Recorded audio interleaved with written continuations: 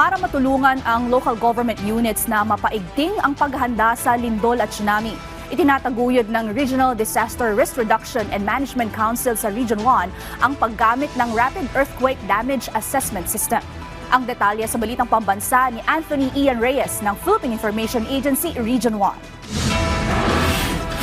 Isinusulong ng Regional Disaster Risk Reduction and Management Council sa Rehiyon 1 ang paggamit ng Rapid Earthquake Damage Assessment System o REDA upang matulungan ang mga local government units sa mabaigting kahandaan sa lindol at tsunami. Bagamat ang mga LGUs ang unang tutugon sa panahon ng sakuna, hindi lahat ay may kakayahang kinakailangan para sa epektibong paghahanda at pagresponde. Ayon kay Dr. Maria Leonila Bautista ng DOST PHIVOLCS, ang REDAS ay nagbibigay kakayahan sa mga LGUs na nagsasagawa ng risk assessment gamit ang hazard simulation tools para sa lindol, baha at tsunami. REDAS is a hazard simulation tool from the word hazard and simulation.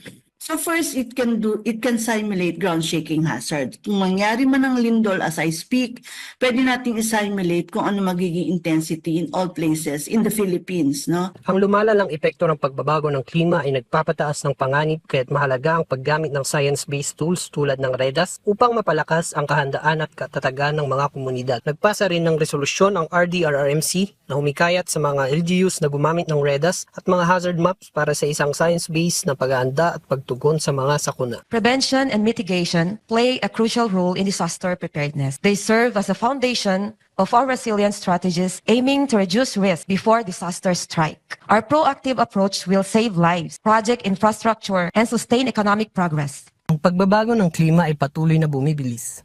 Kung kaya't ang paggamit ng science-based tools gaya ng REDAS ay mahalaga para sa paglunsad ng mas ligtas at mas matatag na komunidad.